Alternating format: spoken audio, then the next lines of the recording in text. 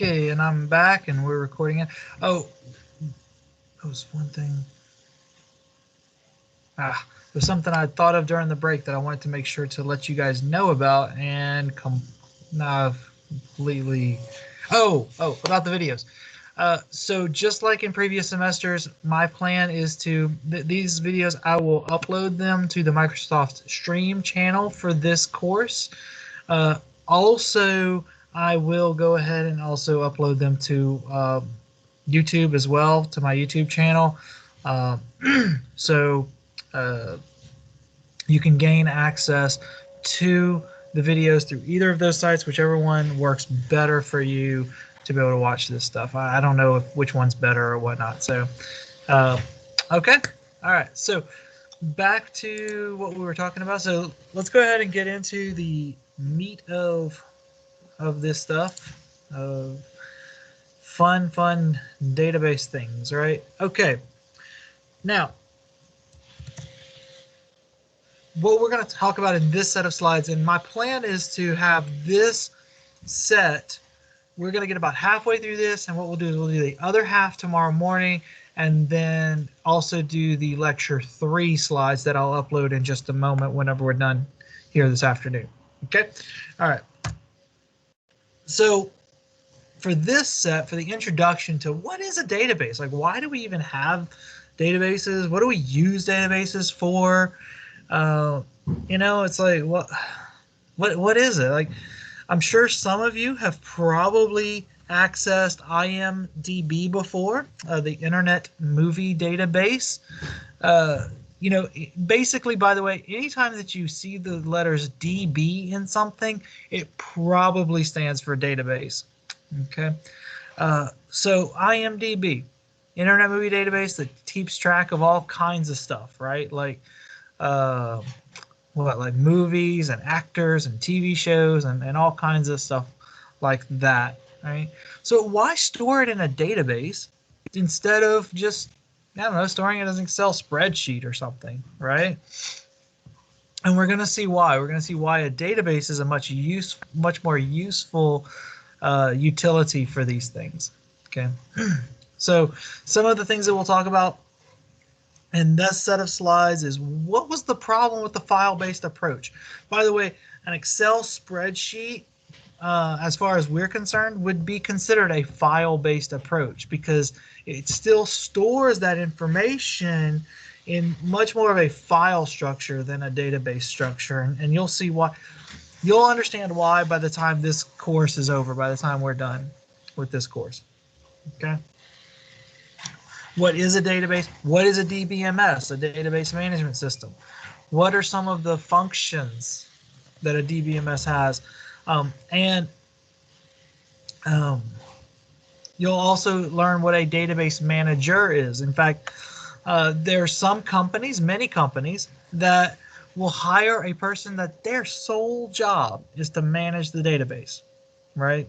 And so, so for someone who might who might really like all of this stuff, that might be a good future for you. Okay, and we'll talk about the advantages and disadvantages of our DBMSs. You know, because as with a lot of things, you guys, some of you know me as the trade-off guy, that I talk about trade-offs a lot.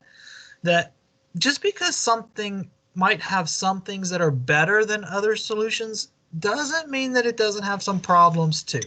Okay, and so we'll talk about some of the advantages and disadvantages. All right, so some examples of a database application. Okay, and these are things that you might not have thought of. So IMDb, that's an easy one, right? It has DB in the title, so it's kind of easy to see that that's a database. But think about, you go to Migros, and Migros in their computer system has a database of all of their products. All right. If you go to use a credit card and you get a, you know, I don't know if any of you have a credit card, but every month you'll have to pay your credit card bill. And what they'll give you is they will give you a list of things that you've purchased. Well, all of that stuff is stored in a database somewhere, and then they print it out for you or they send it to you.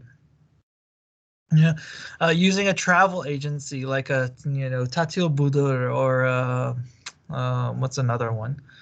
Airbnb. All of these things are all they all have databases behind them. A library, very common database is the library database. So if you were to go to a library, I don't know, can't tell you the last time I physically went to a library, but actually the very first time that I taught the database class back, I was living, it was in an American university, and I taught our database class there. One of the students in the class actually wasn't a computer programmer at all. They were majoring in a field called what was it? Library science, and she wanted to be a librarian, but she needed to take this database class to be able to understand how the library stored all the different materials, the books and the newspapers and magazines and stuff like that. Using the internet. Anytime that you do a Google search, there's a database somewhere that's being accessed, right? Or studying at the university, your information is stored in Octanese's database right now, right? So all of your information, your name, your student number, what courses you're taking, your grades, all of this stuff is being stored in a database right now for that we can access that information. That whole OBS system, there's a database there that accesses all of that information. Okay. So what about file-based systems? So this is what was before we had databases. How do we store data that a program would use? Well, for those of you, again, who have done any programming before, which hopefully is all of you, but especially for those of you specifically who have been through the 102 and the 101 courses that we teach here, then you have had to read and write files. All right. So if I wanted to get information from a file, I could read it into my program, right? Then if I wanted to write information out to a file, I could do that. I could do that as well. One of the problems with this way of doing things was that each program had to manage its own data, right? So there wasn't a lot of shared data. Now, there was the possibility you could have files that were shared on a network drive, for example, and then some programs could share their data with other programs, but there's all kinds of problems with that as well, such as, what happens if one program tries to write to a file at the same time that another program tries to write to that file? Well, there can be a problem there, right? So, but each program, for the most part, would define and manage its own files, its own data. Okay.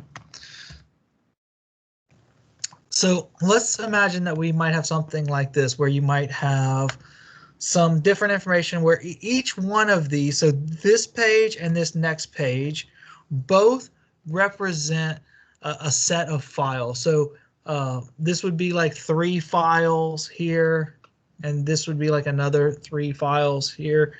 Actually, the property for rent and client, I think, are on both. Yeah, they're in both, right?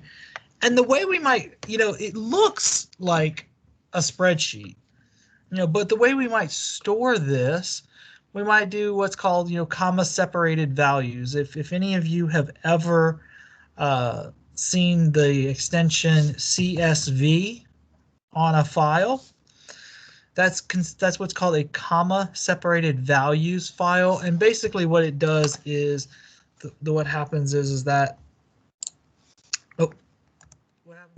on each line you would have this text, then a comma, then this next text, then a comma, then this next text. In fact, you can take Excel spreadsheets or Google Sheets. You can take them and save them as a comma separated value file. And then if you open it with a text editor, you'll like Notepad, what you'll see is you'll see this information all separated by commas on a line. So this line would show up as the first line of text, each value with a comma between it, and then this one would show up on the next line, each with a comma between it, and so forth. Right. So the way that we might write our program, like our Java program or our C program or whatever, what we might do is might say, okay, I want to read the property for rent file, and then I'm going to go through, and each line I'm going to take out, split based on the comma separated values, and I'm going to store this into different values in my object in my program. So let's take Java as an example. What we might have is we might have a property object, right? And then that property object would have attributes of property number, street, city, postcode, type, rooms, rent, and owner number, and they would be based on type. So the rooms might be an integer, rent might be a double, all the rest of this stuff might be a string, right? And we would have a property object that would have each of these, and what we could do is we could create an array or an array list or something like that of the property for rent objects, and each one in our array or array list would be one of these, and we could read that in to our program from our file and then do some processing. Let's say, for example, what we wanted to do is we wanted to change the rent on a property. So let's say, this PL94 rent is 400, but it's so high, no one wants to rent a flat for 400 in London. Well, I don't know, London. London seems like a pretty pricey place, but let's just say nobody's renting this flat. We want to take that rent and drop it down to 380. Okay, then what we could do is we could read that stuff in. We could go find this property number in our array list. We could change that rent value in our object, in our property object, but we've hit a snag, right? What's happened if we change that in the object, and I wish I had my whiteboard up with me right now, but let's say that we took that information and we read all of it in, through scanner or whatever. We read all of that information in, we stored it into our property objects in our Java program. In our Java program, whether through a user interface or through some type of coding or whatever, what we did was we changed our rent in our property object from 400 to 380. Okay. What's the problem? Have we changed it in the file? If we change it in the program, have we changed it in the file?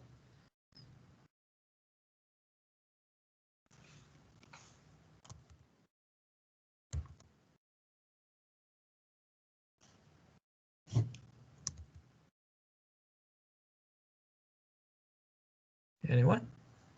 What do you think? I mean, if we change the value in the program, have we changed it in the file? Yes, exactly right, Mustafa. The problem is that if the data is all stored in the file, we have to change it back. We have to write it to the file. Okay, and this brings up one of the biggest problems with file-based processing, is that in order to change the value in the file, we have to read it in to a program, change it in the program, then write it back to the file. But we can't just write a single line of text in the file, can we? We have to, line by line, read in this line. Is this the line we want to change? Nope. We have to write it back to a temporary file. Read in this line. Is this the line we want to change? Oh, yes, we do. Change it, write that to the file, and then we have to keep going line by line, right? Think about that. Just consider that. If maybe what I'll give as a quickie assignment is take a simple file. Maybe I'll upload a file for this. And what I want to say is write a program that changes one value in the file, right? And saves over the file with a new value changed, right? And this is very difficult. What you'll find is it's very difficult. In fact, I should write this down. That's a good idea for me to give you guys just a kind of a not a graded assignment, but kind of a thinking assignment.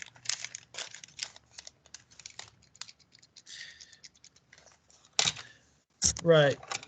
It is possible, and what I'm getting at is that it's to make a specific change to a specific value is very difficult. So I'm making a note that I want to make this as an assignment.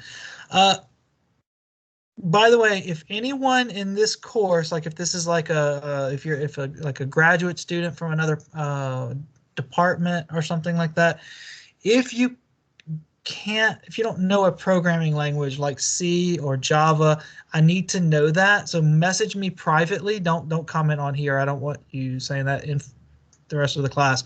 But if you don't know a programming language, C or Java, Python, something like that, message me privately because some of the course is going to be relying on you knowing those things. Okay. All right. So file-based processing, to be able to take and change data, is very, very difficult. Is very difficult in a file-based approach, and we'll see why whenever I do that.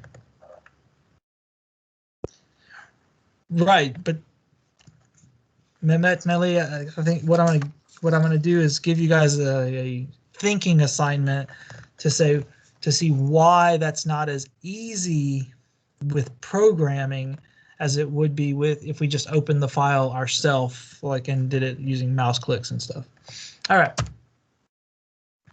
So there's just some different ways that files would look. Now, in a file-based approach, so if we look at the two different sets of files, notice that there was some overlap. Okay, so this is like the what is it? The sales and contracts. So this is like the sales sets of files. This is the contracts sets of files. Okay, and in a file-based approach, sales would say, okay, we are going to have our own program for how to sell our properties and stuff. We're going to, do some file handling things, and this is going to be our set of files that we'll have where we'll store our data. Contracts does the same thing, but if you saw property for rent,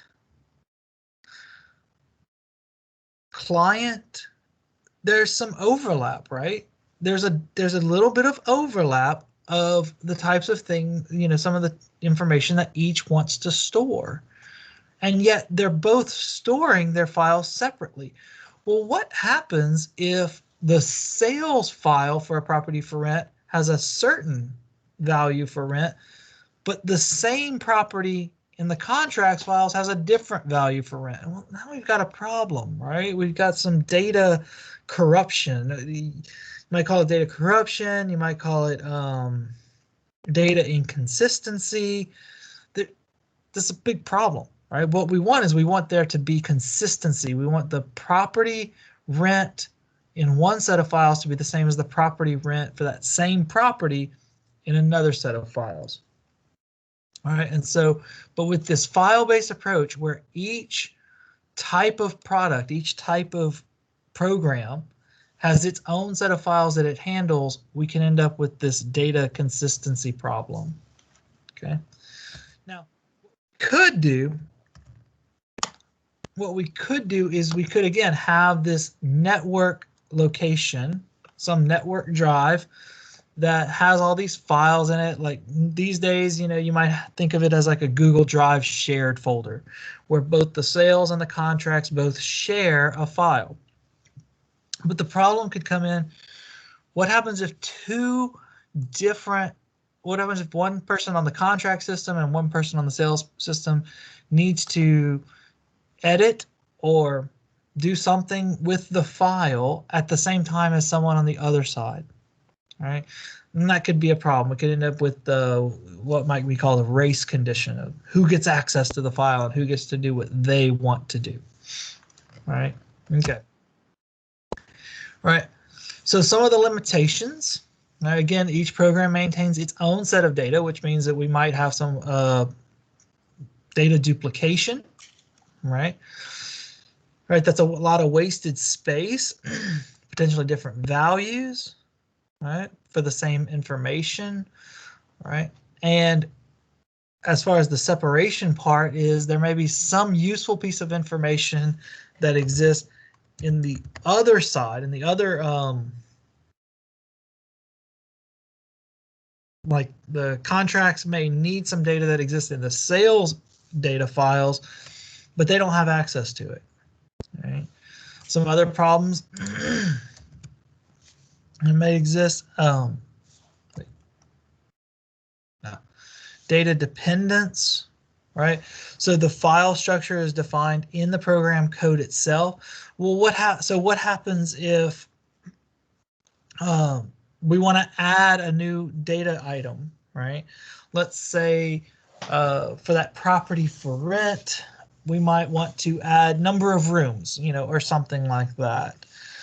So now we need to add a new column, but the code is expecting a specific set of values, right? And so we'll have to change the program code. We'll have to change the code itself in order to account for that change in the data, all right, and that change in the file format. All right. Sometimes we might have incompatible file formats if programs are written in different languages. Meaning programming languages like C, Python, Java, right? We may not be able to easily access each other's files. Some of you guys have, last year, when you took the 101, 102 course, you realized that there could be problems sometimes based on the comma or the period, the dot format of numbering.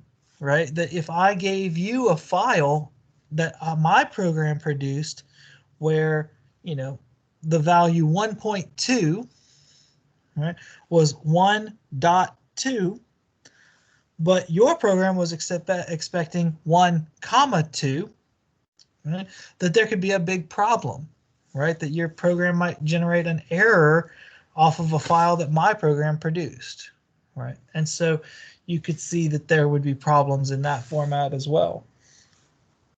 All right. And again, any change of any kind to the data structure, to the file, to the number of columns, that kind of thing, required a new program because we had to change the program to be able to make this thing happen. All right. So the file-based approach, I mean, don't get me wrong. File-based approach is a lot better than than having all the data stored inside of the code to start with. But there was definite limitations, especially as data started getting more and more that we wanted to be able to store and do stuff with. Okay. All right.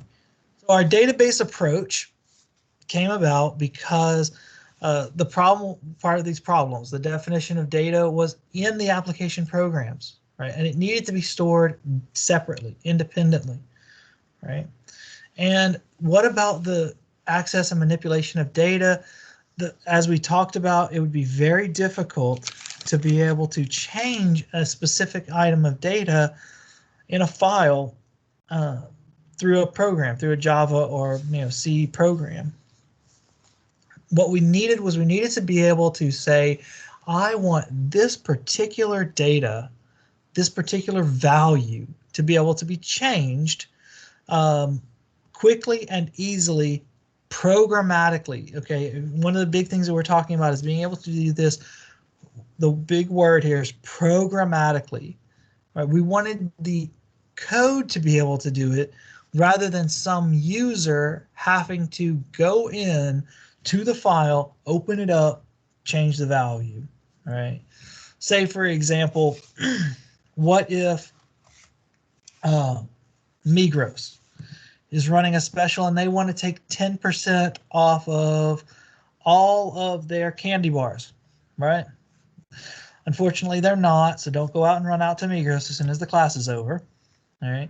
But let's say that that's something that Migros wanted to do. They wanted to take 10% off of all of their candy bars. They wanted to store their candy bars new prices. Right. Well, in a file-based approach, you'd have to do that line by line, and they have to check the product. Is this a candy bar? Is this a candy bar? Is this a candy bar? In a database management system, however, this would be easily done with basically one line of code. And we wouldn't require a user to open a file. We wouldn't require a user to see the data at all.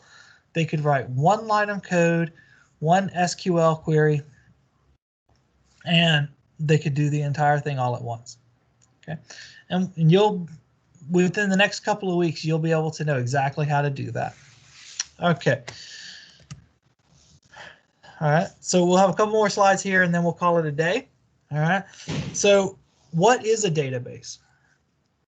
A database is a shared collection of logically related data, meaning that it is it's a group of data items that are logically related, meaning that they belong together in some way. So, for example, in the university database system, we're going to store your name. We'll also store maybe other information like your email address. What else? Your birthday. Things that are important that kind of go together. Those things kind of go together for you, right? But we're also going to store stuff like what courses you've taken now, and for each course, we're storing information about that as well. How many AKTC are they? How many? Who's the teacher that taught it in a certain semester, and stuff like that. Those things are all related information. What we're not going to store in a university database system is what was the last product you bought from Hepsiburada, right? And the reason why is because that doesn't really logically relate to our university system, does it? I don't care what you last bought from Hepsiburada, right? I don't need to know what that information is, right? Because that's not important to you as a university student. Hepsiburada, on the other hand, they will keep that information. They will know what was the last product you bought from their website. But what they won't know is they won't know what your grade in CSE 204 is. Right? Again, because for Hepsiburada, they don't need to know that information. It's not related to anything that they are trying to do. Okay. All right. There is some metadata. That's a special new word that I would like you to know, this whole idea of a metadata. Metadata means meta is, a higher abstraction level, a level above. So it's like data about the data. So an example of metadata that many of you probably have run across would be when you take a picture with your cell phone. If you're out with your friends, maybe you're at the sea, you're at the beach or whatever, and you take a picture, you take a selfie of yourselves, right? Metadata in that picture might be the GPS location, right? It would be where were you when that picture was taken. It might be the timestamp. When was this picture taken? The actual data itself is the pixels, the image pixels. That's what's important, right? You want to know what the picture is of. You want to know what the pixels are, right? But the metadata is information about the picture. Where was it taken? When was it taken? Was it a selfie or not? I noticed that my phone tells me it keeps in an album of selfies, right? Which pictures were selfies and which pictures were not selfies and stuff like that. Okay, so that's what metadata is. So metadata in this instance would be information about the data. So, what data type is this? What, yeah. So what does it mean? That kind of stuff. Okay. So some terms that I want you guys to know are here in this last bullet point: entities, attributes, relationships. of an organization's information. So entities, as we will learn, will be very similar to objects from Java. Okay. Attributes, we've talked about attributes in UML before. Attributes would be also like the variables, the properties of an object, right? So attributes will be the columns of our tables, okay? And relationships would be how things are related to each other. So how different entities are related to each other. One of the things that we'll talk about here in a few weeks will be what's called an entity relationship diagram, an ER diagram. And basically it's how entities and relationships and how entities and relationships are related to how entities are related to each other through relationships. And the ER diagram will also include what attributes are on an entity or a relationship. Okay. And then, you know what, let's end there. The next slide introduces the next section. So that's basically what a database is. Like I said, I will go ahead and make a note I'll make an announcement here about an idea for just an at-home, which all of us are at home, but an at-home thinking assignment for you guys to consider why a file-based system would be so difficult to manage. Okay. All right. So are there any questions before we end? I'll stop sharing the screen. Let's see. Somebody had a question here. Okay. So maybe. Is there any questions? Yeah, maybe. Okay. Hello.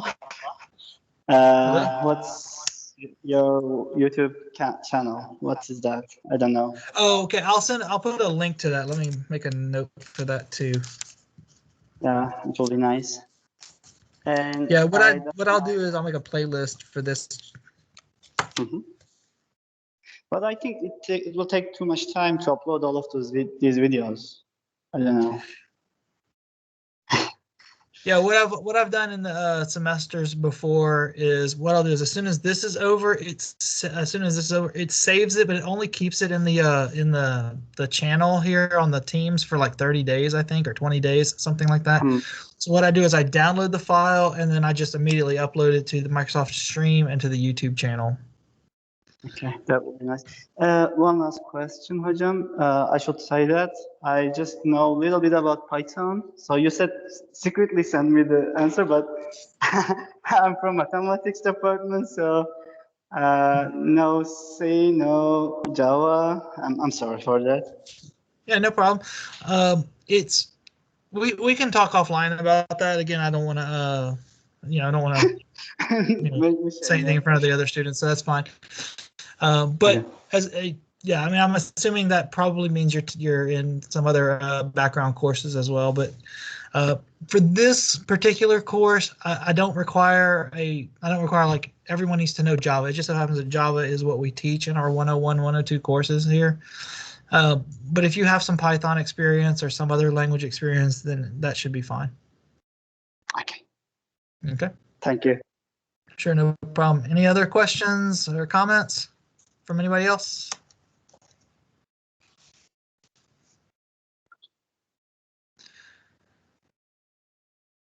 Okay, well, if that's it, then we will call it a day, and I will see you all bright and early, 8:30 tomorrow morning, and have a good evening.